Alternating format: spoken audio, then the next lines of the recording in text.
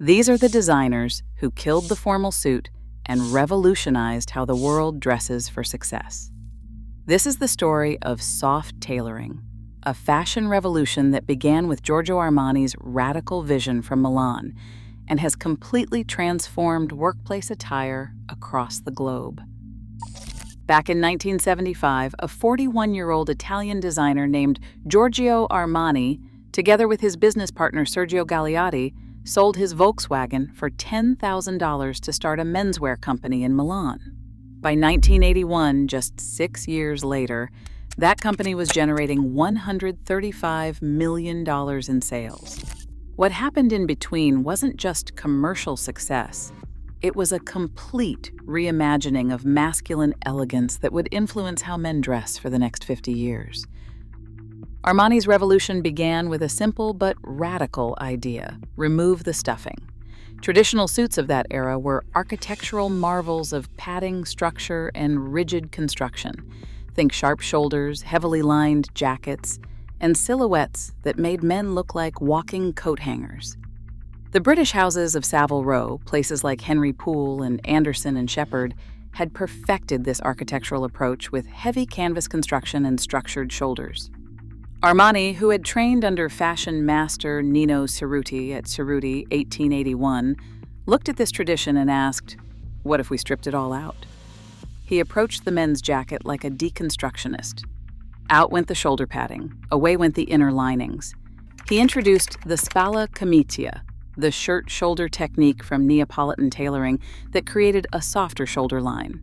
Button placement was adjusted, proportions were reconfigured. Instead of the heavy canvas construction favored by traditional tailors, Armani developed a half-canvased approach that maintained structure while allowing natural drape. The result was a jacket that fell soft and light against the body, moving with natural fluidity rather than holding rigid shape. Drawing inspiration from Neapolitan tailoring traditions and the flowing simplicity of Japanese kimonos, Armani created what he called soft tailoring. The impact was immediate and profound. This was not just a new style, it represented a complete philosophical shift. The confining, traditionally tailored Savile Row suit that had dominated menswear for over a century suddenly looked outdated and restrictive. Armani introduced a notion of fluidity and ease of movement that fundamentally reshaped formal menswear. But Armani's soft tailoring revolution might have remained a niche European fashion trend if not for a 1980 film called American Gigolo. The movie starred Richard Gere as a high-end male escort, and every single outfit was designed by Armani. What is interesting is that Armani's involvement actually predated Gere's casting.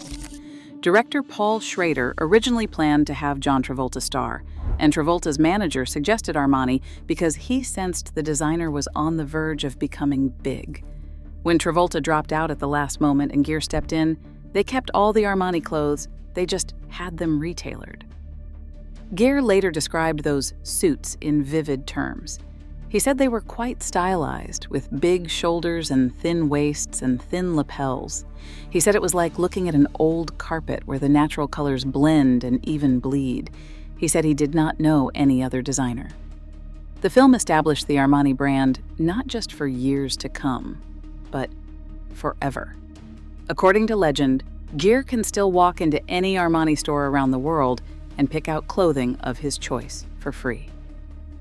American Gigolo hit theaters on February 8, 1980, and its cultural impact was seismic. The film captured the imagination of the entire decade. Armani himself later reflected that it was what he would call a crucial moment. Nobody could have imagined the success that film would have, which in fact marked the imagination of the 1980s, and it became an important vehicle for my fashion. The 1980s became the decade of deconstruction in menswear. Soft fabrics, unstructured jackets, and slouchy silhouettes quickly became the preferred style. This was not just fashion following trends, it was fashion responding to changing social and professional dynamics. The rigid formality of previous eras was giving way to something more relaxed, more human, more comfortable. Fast forward to today, and we are witnessing the full flowering of Armani's original vision. The global men's suits market, valued at over $31 billion in 2024, is being fundamentally reshaped by comfort-driven design. Demand for relaxed fit and hybrid suit designs has increased by 47%, reflecting dramatic changes in workplace dress culture. The numbers tell a compelling story. There has been an 80% decline in formal dress codes, according to HR provider Brightmine, with only 4.3% of employers still enforcing strict requirements. Almost 50% of younger consumers prefer smart casual outfits over formal suits, with 41% of employees now adopting relaxed workplace attire. Goldman Sachs, the epitome of Wall Street formality, sent an internal memo in 2019 announcing it was time to move to a firm-wide, flexible dress code. The COVID-19 pandemic accelerated these trends exponentially. As millions of workers shifted to remote and hybrid arrangements, the idea of wearing restrictive, formal clothing began to seem not just unnecessary, but absurd. When people did return to offices, they brought with them new expectations about comfort and flexibility in professional attire. Today's soft tailoring movement encompasses a new generation of luxury brands that have perfected Armani's original vision. Brands like Zegna, founded in 1910, focus on craftsmanship over flashy logos. Brunello Cucinelli, established in 1978, built its reputation on luxurious cashmere, with sweaters averaging $3,000. Loro Piana, whose commitment to quiet luxury dates back to 1812, and Kiton, founded over 50 years ago with suits ranging from $7,000 to $13,000, represent the pinnacle of this movement.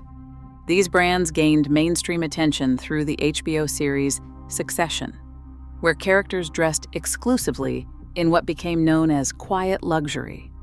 The show perfectly captured how true wealth in the modern era is signaled not through ostentation, but through understated excellence. Actor Jeremy Strong specifically requested Loro Piana pieces to portray his character Kendall Roy's authentic wealth. This aesthetic has been embraced by tech billionaires like Mark Zuckerberg and Jeff Bezos, who favor the tech billionaire uniform of Loro Piana and Brunello Cucinelli pieces. It's a fascinating evolution. The most powerful people in the world are choosing to dress in clothes that prioritize comfort and subtle craftsmanship over obvious status symbols. Timothy Everest, a noted tailor and designer, captures the current moment perfectly. Everything's cyclical, and after years of streetwear, I think men want to look handsome again. Younger guys are cottoning on to that, but in their own way, the new suits are an elevated luxe version of the streetwear styles they already know. The 2025 tailoring trends confirm this evolution. Classic tailoring is making a comeback, but not in the rigid form of past decades. This year's tailoring features relaxed fits, deconstructed silhouettes, and creative layering. Blazers are looser, trousers are wider, and the emphasis is on comfort without sacrificing structure. The trend toward draped tailoring draws inspiration from the late 1980s and early 1990s, but reinterprets it with cleaner proportions, smarter fabrics, and contemporary restraint. Even the colors are changing. Earthy tones like brown, beige, and green are becoming more popular, moving beyond classic navy and gray. Pantone's color of the year, Mocha Mousse, a rich, warm brown with reddish undertones, exemplifies this trend toward more approachable, human-centered design. Giorgio Armani himself, shortly before his death in September 2025, reflected on the enduring relevance of his vision. A soft suit is just as practical as a tracksuit, but in daily public life, much more appropriate. At 90 years old, he remained convinced that comfort and elegance weren't opposing forces, but complementary aspects of truly sophisticated design. The revolution that began with Armani and Galeotti selling their Volkswagen in 1975 has fundamentally transformed not just how we dress, but how we think about the relationship between formality and comfort, tradition and innovation, structure and freedom. As King and Bay Bespoke puts it, the direction is clear. The modern suit isn't just about fit, it's about freedom. Freedom to move, to express, and to redefine what tailoring means today. In the end, the casual suit takeover represents something profound about modern life. We've moved from a world where clothing was about conformity and rigid hierarchy to one where even our most formal attire prioritizes human comfort and individual expression. Armani's soft revolution wasn't just about removing padding from jackets. It was about removing the barriers between how we want to feel and how we need to look. And in that sense, the revolution is complete.